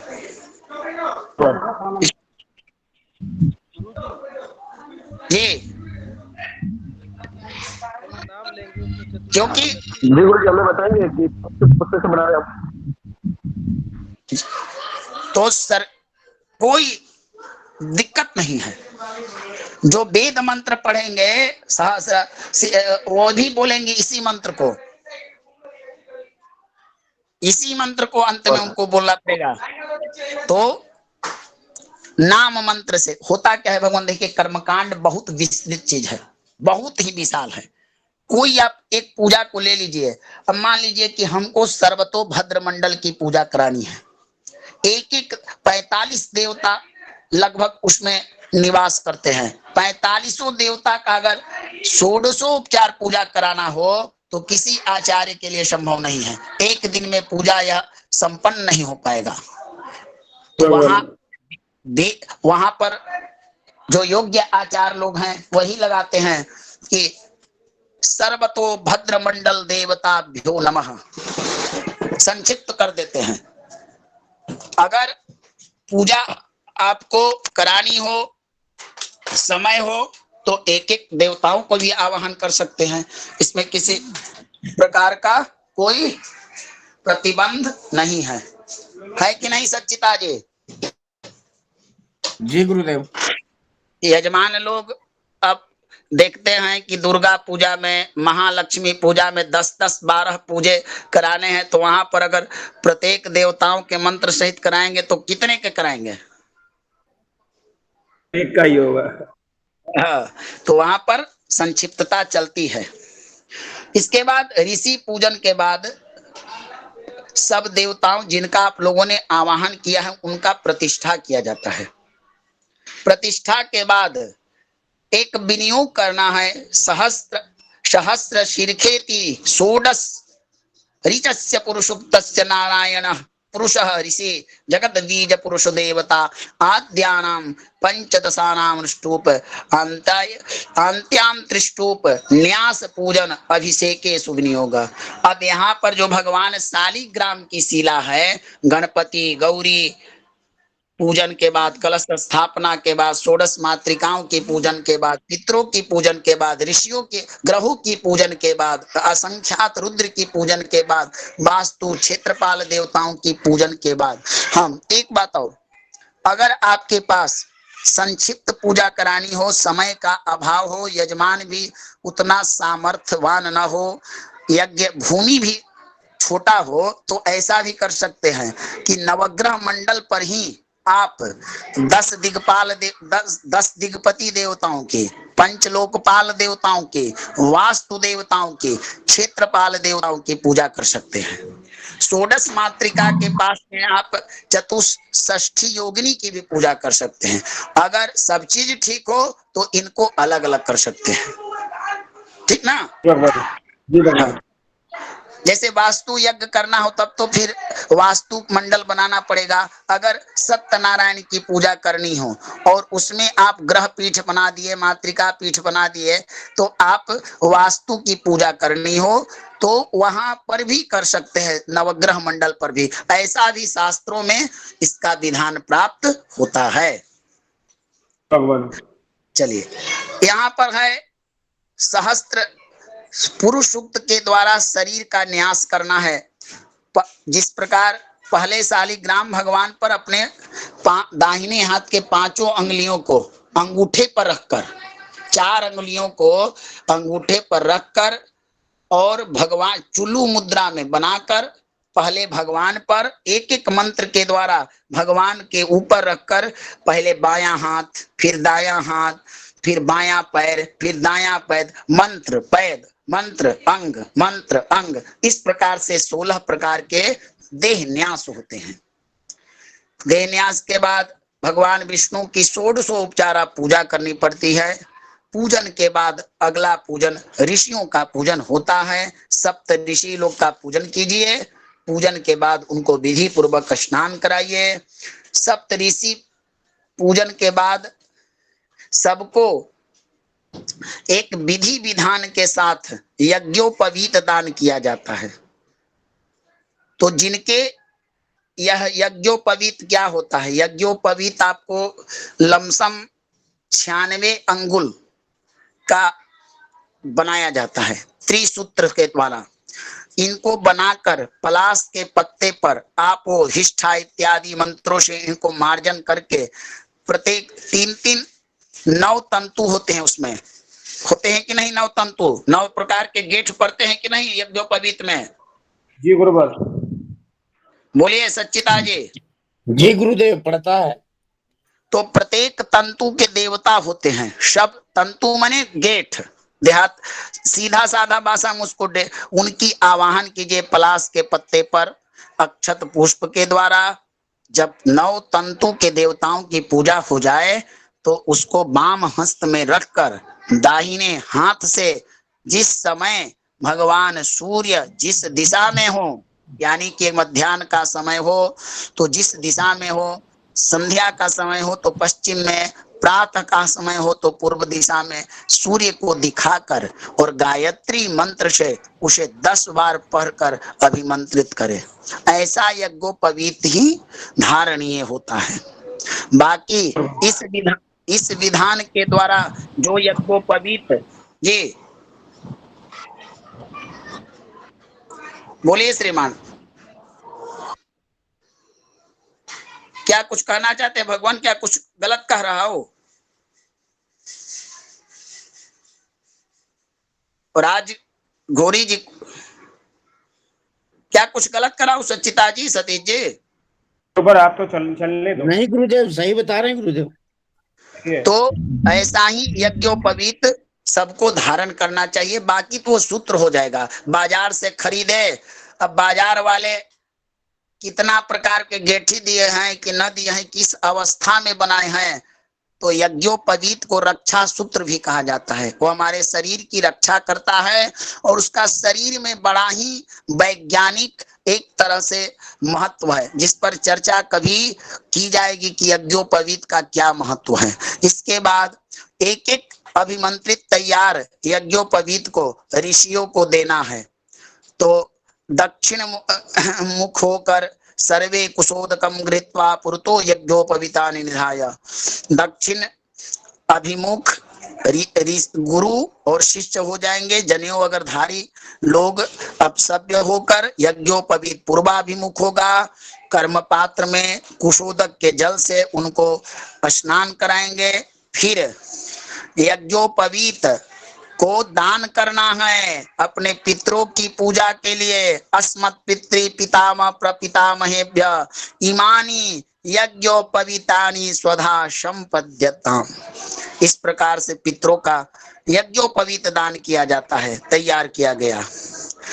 पिता पितृ पितामह प्रपितामह के बाद इसमें मातामह प्रमातामह वृद्ध प्रमातामह। अब कोई प्रश्न ये ना कर दे कि गुरुजी मातृ पितामही और प्रपितामही इनका तो स्त्रियों को यज्ञोपवीत नहीं दिया जाता है, ये संशय ना करेंगे।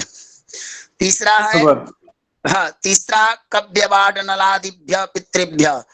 हमारे देखिए हम लोग हमारे पितृ के कई रूप हैं। अर्यमा आदि पितृ, उसी में कहते हैं कव्यवाड नल आदि पितृ, उनके लिए भी यज्ञोपवीत दिया जाता है। तर्पण प्रकरण में आपको मिल जाएंगे। अब आता है स्वयं यज्ञोपवीत धारण करने के लिए, तो वहां पर संकल्प करना है। सभी चीज पूर्वत ही होगी, काल का ऋतु संवत्सर नक्षत्र शाक सब विधिवत कर ले सकते हैं। संक्षेपण करना हो तो यहाँ बोल दीजिए पूर्वोच्चरित संकल्प अनुसार है ना, जो भी आप अपनी योग्यता के अनुसार बोल सकते हैं। यहाँ जोड़ना क्या है, मम श्रौत अस्मार्थ कर्मानुष्ठान सिद्ध्यर्थम अध्यायो उत्सर्ग कर्मांगत्वेन यज्ञोपवीत धारणम अहम करिष्ये। यहीं से शुद्ध यज्ञोपवीत धारण करना है।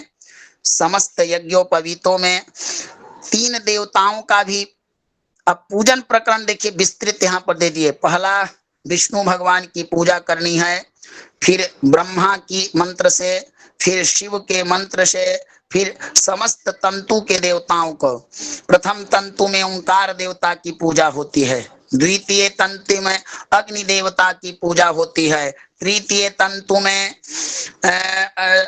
सर्प देवता की पूजा होती है, चतुर्थ तंत्र में सोम, अब पंचम तंत्र में हमारे देवता होते हैं पितृ देवता, षष्ठ तंत्र में हमारे प्रजापति की आवाहन होता है, और सप्त अनिल अग्नि को ही कहा जाता है, या वायु को भी इन्होंने अनिल कहा है, लेकिन अनिल का नाम अग्नि का ही है। अष्टम तंत्र में यम की पूजा होती है, और नवम तंत्र में हमारे विश्व देव की।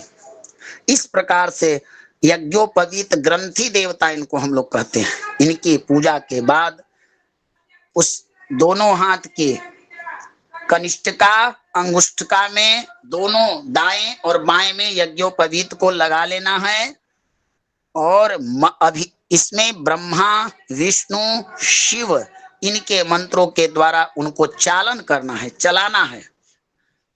मंत्र वहां पर बोला जाता है, ब्रह्म जजियानम प्रथमम इदम विष्णुरवि चक्रमे नमस्ते रुद्र।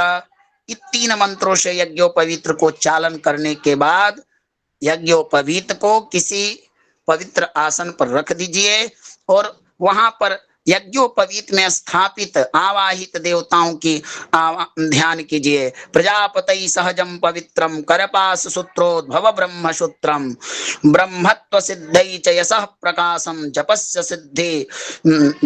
सिद्धिम कुरु ब्रह्म सूत्रम। युवा सुवासा परिवीत आगा सौश्रेयाण भवति जायमानः तमधिरास कवय उन्नन्ति स्वाध्यो मनसा देवयन्त।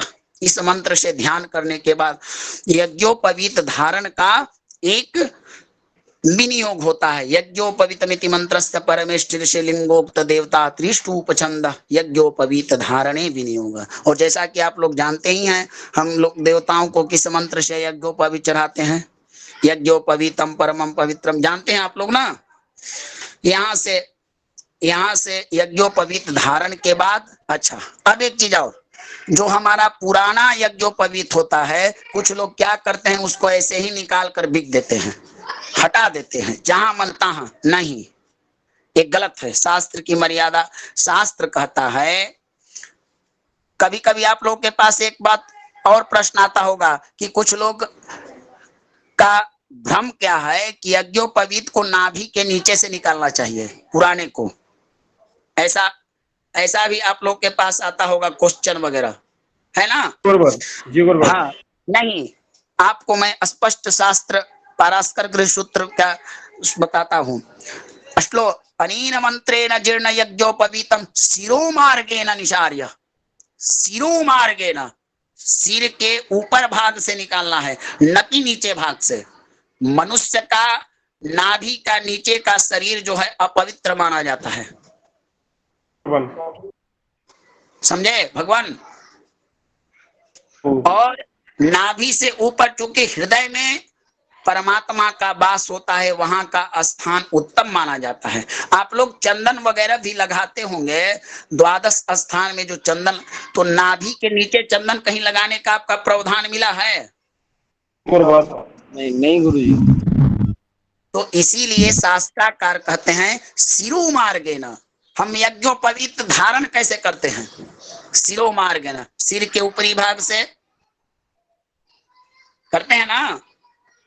जी गुरुवर। कोई व्यक्ति ऐसा देखें आप लोग यज्ञोपवीत पैर से पहनता है? भगवान, तो जब हमारा यज्ञोपवीत टूट जाए, अपवित्र हो जाए, तो हमें करना क्या है कि उसको सर्वप्रथम गले में माला की तरह बना लेना है और नया यज्ञोपवीत धारण कर लेना है पहले। और उसको निकालने के समय एक छोटा सा मंत्र पढ़ लेना है, एतावदीन पर्यंतम। इतना, इसका अर्थ है कि माने इतना दिन तक ब्रह्मत्वम धारितम मया जीर्णत्वात् परित्यागो गच्छ सूत्र यथा सुखम। यज्ञोपवीत को ब्रह्म सूत्र कहा जाता है, इस बात को ध्यान दीजिएगा। इसीलिए पुराने यज्ञोपवीत को अपवित्र स्थान पर फेंकना या उन्हें रख देना, ये रखने वाले को अपराध होता है। इसलिए उसको पवित्र स्थान पर रखना चाहिए। इस प्रकार से यज्ञोपवीत धारण करने के बाद गायत्री का जप किया जाता है। फिर उत्सर्ग तर्पण होता है, उसमें विश्वदेव का तर्पण है, ऋषियों का तर्पण है, आचार्य का तर्पण है, पितरों का तर्पण होता है। अब यहाँ के बाद होता है ऋचाओं का पाठ होता है। प्रत्येक 12 प्रकार के कुश पर बिछाए जाते हैं, सब ऋषियों का पाठ होता है। यह मंत्रवत पाठ होता है। यहाँ से पाठ का क्रम शुरू हो जाता है। पाठ करने के बाद यजुर्वेद, ऋग्वेद, यजुर्वेद, अथर्ववेद, सामवेद के मंत्रों का भी पठन होता है, जो जो लोग अपनी शाखाओं को धारण करते हैं। उसके बाद समस्त लोग मिलकर गायत्री तत्सवितुर्वैति मंत्र का 4 बार पाठ करते हैं। फिर वंशोक्त ऋषि नाम समस्त ऋषियों के वंश सहित तर्पण होता है। ये लंबा प्रकरण है। फिर शुक्र यजुर्वेद संहिता का 16वां अध्याय का पाठ किया जाता है और इस प्रकार से वेदों का पूजन का प्रारंभ होता है। चूंकि मंत्र बहुत ज्यादा, ये लंबा प्रकरण होता है श्रावणी। फिर हवन की प्रक्रिया होती है, अग्नि स्थापना और पंचभू संस्कार, कुशकंडिका का प्रकरण आ जाता है। सब लोग मिलकर हवन करते हैं। फिर ऋषियों का श्राद्ध में किया जाता है और तब जाकर इस कार्य को समापन, हवन आरती के बाद इस कार्य को समापन किया जाता है। ये बहुत लंबा प्रकरण होता है। यही है आपका श्रावणी उपाकर्म। समझे भगवान? यही आपका श्रावणी उपाकर्म का मुख्य विधियां मैंने आपको बता दी। संक्षिप्त बताने में बड़ी, क्रमशः पढ़ाने में आपको कम से कम 5 घंटा लग जाएगा। पद्धति के अनुसार एक एक चीजों को, मुख्य मुख्य चीज जो इसमें होता है मैंने बता दिया। यही है आपका श्रावणी उपाकर्म जो ब्राह्मणों के लिए करना अनिवार्य है। अब किसी को कोई प्रश्न हो तो पूछ सकते हैं। इसका पीडीएफ ग्रुप में शेयर हो जाए तो मेरी कृपा हो।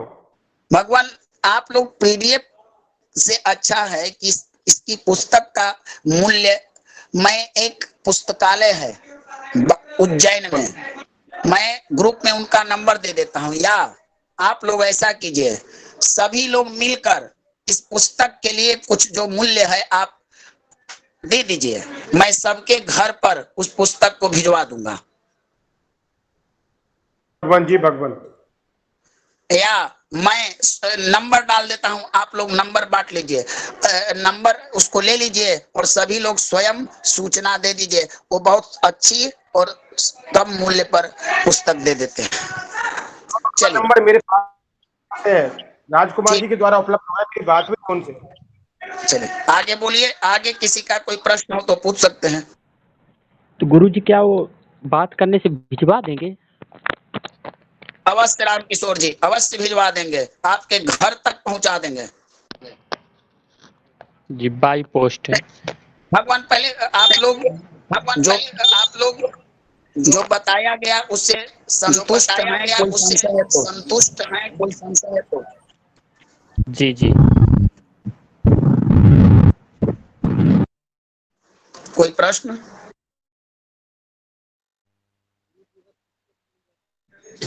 कक्षा को समापन किया जाए सतीश जी। पूर्व यदि किसी का कोई प्रश्न हो तो अभी पूछ सकते हैं गुरुदेव से।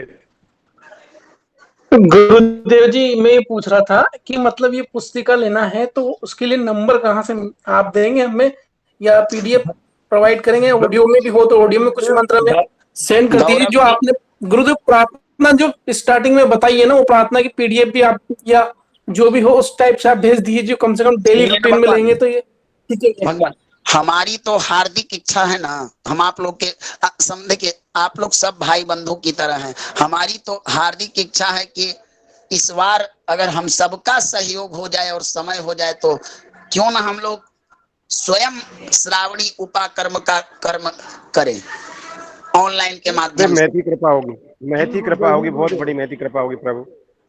चूंकि अगर सबके पास समय हो और सभी लोग अगर इस कर्म को करें तो अति उत्तम होगा। क्योंकि देखिए भगवान, तीन बातें होती हैं। पुस्तकी ज्ञान हो सकता है आपके मस्तिष्क में बैठे या ना बैठे। कर्मकांड में कोई पुस्तक पढ़कर चाहे कि मैं कर्मकांडी बन जाऊं तो नहीं हो सकता। क्योंकि देखिए होता क्या है, कर्मकांड में बहुत ऐसे चीजें हैं जो लोकाचार पर आधारित हैं। अब पुस्तक में आपको एक कहीं नहीं दिखा मिलेगा कि जाइए तो चौका पुड़िए। जी गुरुदेव, सही बात है। पति पत्नी अगर बैठा हो तो उसे पटमौड़ी पहनाइए। जी गुरुदेव। समझे? बहुत ऐसी चीजें हैं जो प्रेडिकली करनी पड़ती हैं। प्रेडिकल किए बिना आपके मस्तिष्क में कर्मकांड संबंधी ज्ञान नहीं हो पाता। क्या गलत कर रहा हूं भगवान? जी गुरुदेव, हम 100% तो अगर आप लोगों की आज्ञा हो तो कक्षा को समापन किया जाए, क्योंकि बहुत लोगों की बहुत प्रकार की कक्षाएं होती हैं। कोई प्रश्न हो? गुरुजी बोलिए। एक विनती है, जैसे हमें तो ऑनलाइन शिक्षा दी जाती है, पढ़ा दिया जाता है, लेकिन जैसे कभी अगर ऐसे समय मिलता है कि कोई अनुष्ठान में एक साथ मिलके और ऑनलाइन क्लास मतलब उसको विधि विधान से वो किया जाए तो उसमें मार्गदर्शन करें तो कैसा राम रहेगा? किशोर जी, मैं एक बात आप लोग को बताऊं, एक मिनट। अगर किसी व्यक्ति को ऑनलाइन कर्मकांड करानी हो तो वो यजमान या किसी व्यक्ति को लाए इस मंच पर। हम लोग क्या करेंगे, आप लोगों के बीच में जो कर्मकांडी हैं उन लोगों के सहयोग से उसका कर्म कराएंगे और विधिवत कराएंगे, ताकि सब लोग सीख सकें। भगवान एक बात बताइए, जब हमारा ज्ञान, हम आपको जो ज्ञान दे रहे हैं तो हमारा मस्तिष्क अतिरिक्त हो रहा है, आपको उधर दे रहे हैं तो कुछ हम ले भी रहे हैं किसी से। जब तक ज्ञान को बांटिएगा ना, बढ़ेगा ना। क्या जी गुरुवर, जी गुरुवर, सही कहा आप, सही। सत्यनारायण बहुत उचित बात कही गुरुवर। सत्यनारायण की कथा सभी लोग पढ़ते हैं, सभी लोग प्राय पढ़ते हैं। वह कथा क्या है? वहां है कि 7 शंख बज जाने चाहिए, 7 पन्ना पलटा जाना चाहिए, लेकिन प्रथम अध्याय में ही अनमोल श्लोक है। उत्तम ज्ञानम संप्राप्य संसारे परेभ्यो नैक्षति, ज्ञान रूपी हरि तस्मै प्रसन्न एव नैक्षति, है ना? जी गुरु जी। जी गुरुदेव। ज्ञान प्राप्त करके जो व्यक्ति दूसरों को ज्ञान नहीं देता, उसका ज्ञान सूख जाता है, मर जाता है, उसके ज्ञान से किसी प्रकार का लाभ नहीं होता है। आप देख के देखिए, ज्ञान और धन बांटने से घटते नहीं है भगवान, बढ़ते हैं। आप लोग देख के देखिए। जी गुरु जी। कभी भी आप लोग कभी भी आपके ज्ञान के माध्यम से किसी का थोड़ा सा भला हो जाए तो अनंत ग्रंथ की अपेक्षा एक ग्रंथ का एक सूत्र के द्वारा किसी का भला हो जाए तो वही उत्तम ज्ञान है, और उसका लाभ आपको भी मिलेगा और उस व्यक्ति को भी मिलेगा। आपको उस दिन प्रसन्नता होगी जिस दिन आप किसी एक व्यक्ति का भला कर दे, तो अंतःकरण में एक ऐसा संतोष आता है, ऐसी प्रसन्नता आती है जितना आपके पास आधुनिक सुख सुविधा उपलब्ध हो उतना नहीं आता है। होता है कि नहीं ऐसा? जी जी गुरुदेव। राम किशोर जी, राम किशोर जी जी, गुरुवर। किसी प्यासे को एक लोटा पानी पिला दीजिए, वह इतना आशीर्वाद देता है जितना शिव जी पर जल चढ़ाने से नहीं मिलता। जी गुरुवर। और सही मायने में वो गुरु जी फलदायी भी है वही चीज। आजकल क्या है, आचार्य लोग देखते हैं कि अभी अपने ही ग्रुप के आचार्य का कहना है कि भगवान सो चुके हैं, 4 महीने सत्यनारायण की कथा नहीं होनी चाहिए, किसी प्रकार का कथा मत कहवाओ, सिर्फ हवन बंद कर दो। अपने ही ग्रुप के एक आचार्य महोदय हैं, वो बोलते हैं कि विष्णु सो गए हैं। बताइए। जी गुरुदेव, मैं अभी देख रहा था ग्रुप में कोई डाला है कि रुद्री का 7वां अध्याय नहीं करना चाहिए। जितेंद्र जी, सच्चिता जी, हम वृद्ध हैं हम लोग के बीच में, बताइए, इतना उम्र हो गया, भले शास्त्र पढ़े होना, आज तक देखे हैं कि 4 महीने तक धरती पर कथा सत्यनारायण की बंद हुई है कभी? नहीं गुरुदेव, नहीं कभी नहीं। ये तो सर्वथा कहना अनुचित है, जो भी कहे हैं। बताइए, पढ़े लिखे लोग ऐसे बात, हिंदू धर्म को नष्ट करने वाला स्वयं हिंदू है, दूसरा कोई नष्ट नहीं कर रहा है। जी गुरुदेव। एक कहावत है कि ब्राह्मणम दृष्ट्वा स्वानवत घुरघुरायते। जैसे एक कुत्ता दूसरे कुत्ता को देखकर, मैं किसी को गाली नहीं दे रहा हूँ, एक सूत्र बता रहा हूँ, जैसे एक श्वान दूसरे को श्वान को देखकर उस पर तुरंत गरज पड़ता है, वैसे ही हम लोग के ब्राह्मणों की स्थिति है। गुरुदेव, अभी हमारे क्षेत्र में लोग बैजनाथ धाम से घूम के आए हुए हैं गुरुदेव, और वो लोग घर आकर के फिर भगवान श्री सत्यनारायण का पूजा करते हैं और हम लोग करवाते हैं गुरुदेव। क्या कहने की आवश्यकता है फेसबुक पर?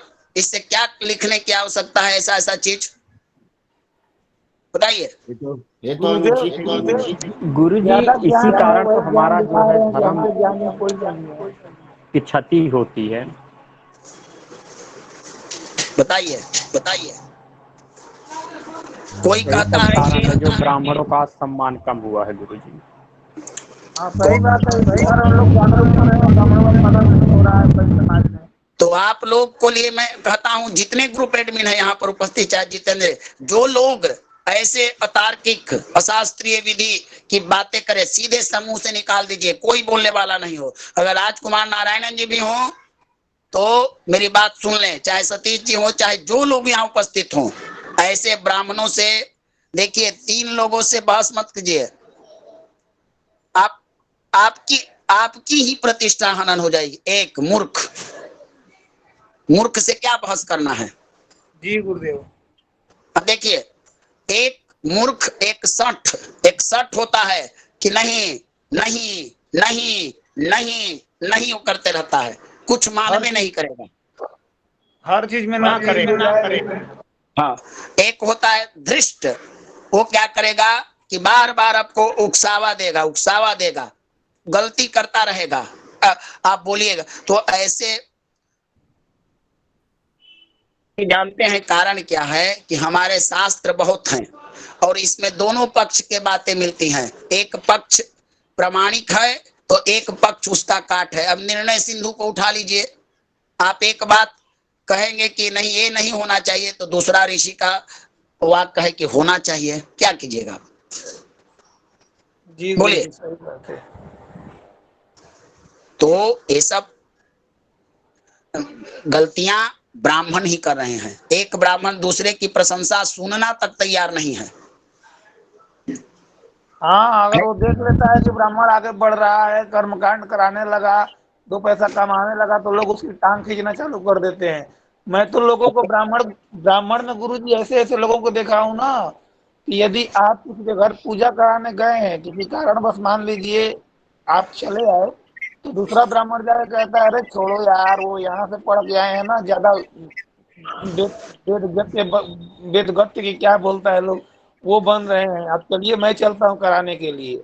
अगली बार अगली विशेष कक्षा में आप लोग को मैं विशेषतः पार्थिव लिंग के बारे में बताऊंगा। मैं आप लोग को ऐसे चीजों को बताऊंगा जो अद्भुत और अलौकिक हैं। आप लोग गुरुदेव जानते हैं गुरुदेव, ये जो ब्राह्मण में एक दूसरे को नीच नजर से या फिर उनको नीचापन करने के लिए जो करते हैं गुरुदेव, ये सबसे गलत आदत है। क्योंकि हम ब्राह्मणों को एकता अभी तक नहीं बन पाई, जिसके कारण आज हर जगह पर ब्राह्मणों पर उंगलियां उठाई जा रही है गुरुदेव। ये सब गलत लोगों की वजह से है। ब्राह्मण होकर ब्राह्मण का अगर मदद नहीं करे तो फिर क्या जाति जात। जी गुरुदेव।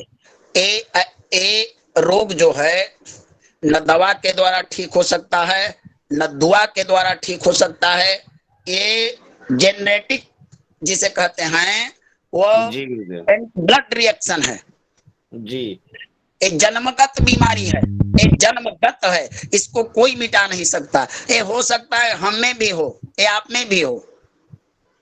जानते हैं गुरुदेव, हमारे गांव में एक गणेश जी का पूजा होता है, जो अबर 30 तारीख को जो गणेश चौथ का पूजा होता है, गणेश जब पंडाल की पूजन होती है, तो उसमें गुरुदेव प्राण प्रतिष्ठा यहाँ 2 ब्राह्मण लोग बैठते हैं, हम जबकि हम नहीं बैठते हैं, हम दूसरे जगह पर करवाते हैं। तो हम जहाँ करवाते हैं वहां प्राण प्रतिष्ठा में अखंड दीप जला करके करवाते हैं। ये लोग क्या करते हैं कि प्राण प्रतिष्ठा मतलब 5 दिन का पाठ रख करके गणेश पूजा वेदी आदि करवा करके गुरुदेव, लेकिन अखंड दीप इन लोग नहीं जलाते हैं। कोई ब्राह्मण आपसे पूजा कराने कहे कि मैं गणपति की मैंने सुना है कि कल कोई कह रहा था कि कलश पर दीपक जलाना चाहिए। जी मैं ही गुरुजी एक क्वेश्चन किया था, मैं आप लोग को नाम ना ले, सब समझदार लोग, मैं बताता हूँ आप लोगों को। शास्त्र में एक जगह ही कलश पर दीपक जलाने का लौकिक या शास्त्रीय परंपरा होता है, वह वैवाहिक जो मांगलिक कलश होता है उसी पर चतुर्मुख दीपक जलाया जाता है। मैं कभी देखा नहीं हूँ, और ये भी सुना हूँ कि लोग बताते हैं कि किसी मतलब देवता के सर पे दीपक नहीं जलाते हैं पूजा या अनुष्ठान में, लेकिन कल की कक्षा में बताया गया कि नहीं जलाया जाता है। क्या कीजिएगा, जिसको जितना अनुभव है भगवान उतना ही अपना कार्य करता है। देखिए आप हंस बनाना चाहता हूँ, हंस बनिए, हंस जी गुरुदेव। जी गुरु जी। एक बात और कर्तव्य आप लोग कई बात याद रखिएगा, हो सकता है मैं मेरी बातें जीवा से पिछुल जाए। जो कर्म आपके अंतर आत्मा को संतुष्ट न करे, लोग भी करते तो उसे मत कीजिए।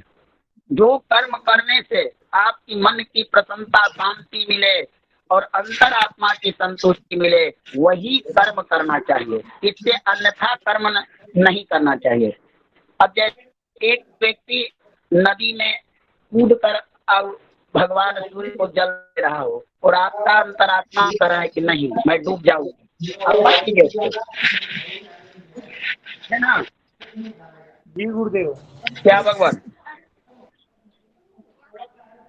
तो चलिए, सर्वेभ्यो नमो नमः। अगर कक्षा को समापन किया जाए, क्योंकि फिर रात्रि में आप लोग की कक्षाएं होती हैं। और एक सूचना देता हूं, अगर किसी भी ब्राह्मण भाई को, चाहे राम किशोर जी हो, जितेंद्र जी हो, सतीश जी हो, सुधीर जी हो, सचिता जी हो, गौरव जी हो, अरुण जी, किसी प्रकार का कोई बड़ा क्वेश्चन हो और आप समूह में इसका हल कराना चाहते हैं, तो मेरा नंबर है, आप वहां पर फोन करके 24 घंटे में आप लोग की सेवा के लिए तैयार रहता हूँ। ठीक है ना? आप जी गुरुदेव। जी कोई गुरुदेव, भी बहुत बहुत संशय, धन्यवाद। जी गुरुदेव, बहुत कृपा गुरुदेव। चाहे वो जी प्रश्न गुरु कर्मकांड से संबंधित हो, चाहे वो गुरुदेव। प्रश्न ज्योतिष से संबंधित हो, चाहे वो प्रश्न आपके वास्तु से संबंधित हो, मैं कोशिश करूंगा कि आपको हल कर दूं। बोलिए सुधीर जी।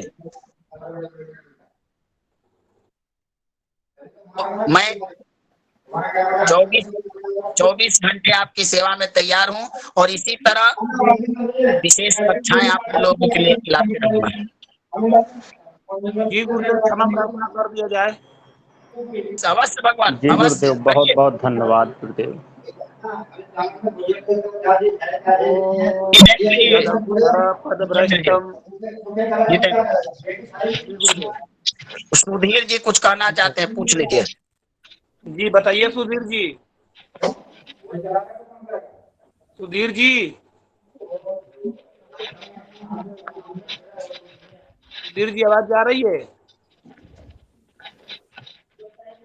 हेलो।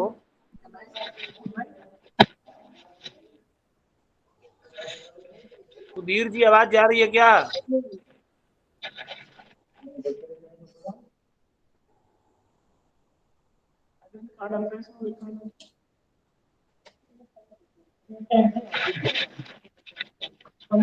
हेलो।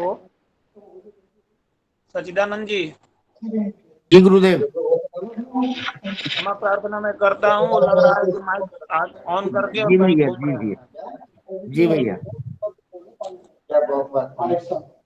ओम यदक्षर पदभ्रष्टम मात्राहीनं च यद्भवेत् तत्सर्वं क्षम्यतां देव प्रसीद परमेश्वर। ओम पूर्णमदः पूर्णमिदं पूर्णात् पूर्णमुदच्यते पूर्णस्य पूर्णमादाय पूर्णमेवावशिष्यते। ओम सर्वे भवन्तु सुखिनः, सर्वे सन्तु निरामयाः, सर्वे भद्राणि पश्यन्तु, मा कश्चित् दुःखभाग् भवेत्। ओम शांतिः शांतिः शांतिः। सभी लोगों को हर हर महादेव। भैया हर हर प्रणाम, हर महादेव। हर महादेव। अभी मेरे विप्र बंधुओं भाइयों को मेरे तरफ से कोटि कोटि प्रणाम। हर हर महादेव। हर हर महादेव। हर महादेव।